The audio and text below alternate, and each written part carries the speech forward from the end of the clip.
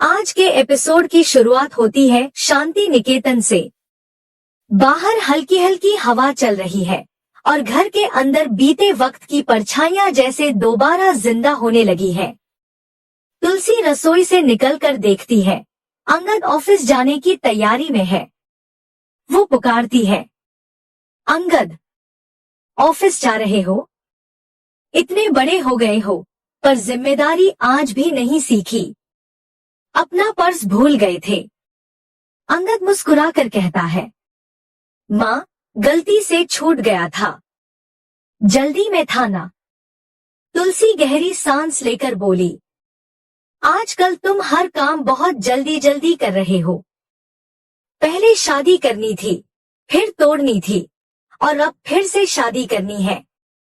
क्या सच में यही तुम्हारा फैसला है? अंगद थोड़ा गंभीर होकर कहता है, जब मैंने मिताली से शादी के लिए हाँ कही थी, तब भी प्यार नहीं था, पर उसने सब ठीक कर दिया। वृंदा से माफी भी मांगी, और अब जब वृंदा और सुहास की शादी हो रही है, तो मुझे लगा, अगर सुहास बदल सकता है, तो मैं क्यों नहीं। तुलसी कुछ नहीं कहती, बस उसकी आंखें बेटे की उलझन पढ़ लेती हैं। अंगद ऑफिस चला जाता है और तुलसी के दिल में एक अजीब सा डर रह जाता है। उसी वक्त पीछे से परी आती है। तुलसी पूछती है, बेटा, कहीं जा रही हो? परी झुंझलाकर जवाब देती है, ऑब्वियसली माँ, जा रही हूँ तो कहीं तो जा रही होंगी। आपने ही तो कहा है कि जाते वक्त किसी को रोका नहीं करते। तुलसी शांत स्वर में कहती है, सिखाया तो बहुत कुछ था, पर बड़ों की इज्जत करना भी सिखाया था। वो कहाँ गया?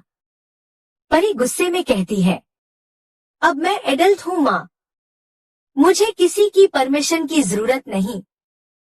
तुलसी सवाल करती है, कहीं किसी से मिलने तो नहीं जा रही?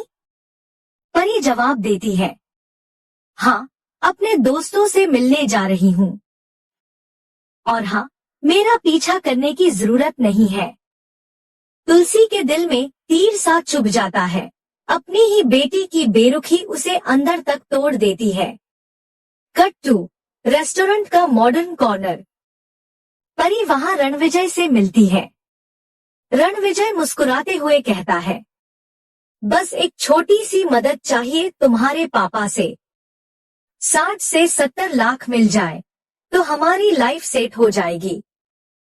परी चौंक कर कहती है, क्या तुम्हें लगता है मैं अपने पापा से पैसे मांग लूंगी? तुम्हारा आइडिया बकवास है।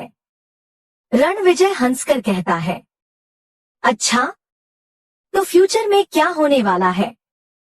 परी बताती है, पापा मुझे अपनी पुश्तैनी हवेली देने वाले हैं, जो करोड़ों की प्रॉपर्टी है। जब वो मेरे नाम हो जाएगी, तो हम दोनों विदेश शिफ्ट हो जाएंगे।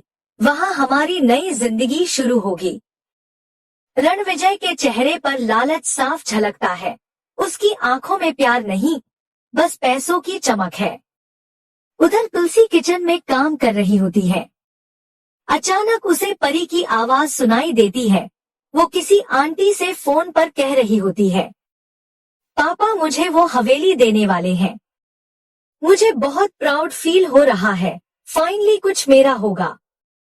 तुलसी की आंखों से आंसू बहने लगते हैं। वो हवेली उसके जीवन की धड़कन थी। वहां की हर ईंट में उसकी यादें थी। आंसू चूल्हे की आग पर गिरते हैं और धुआं उसके दर्द की कहानी कह देता है। थोड़ी देर बाद ऋतिक आता है। माँ, आप फिर से परी के बारे में सोच रही हैं, ना? तुलसी कहती है, हाँ बेटा, सब कुछ देख रही है, पर सच्चाई नहीं देख पा रही।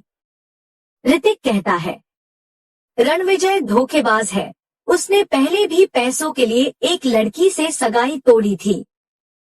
पता नहीं परी के साथ क्या करेगा।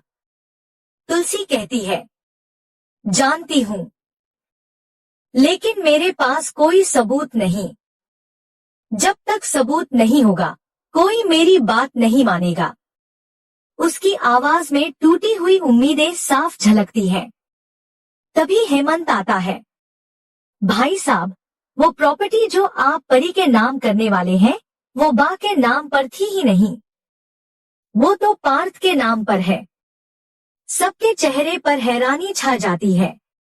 मिहिर तुरंत करण को फोन करता है।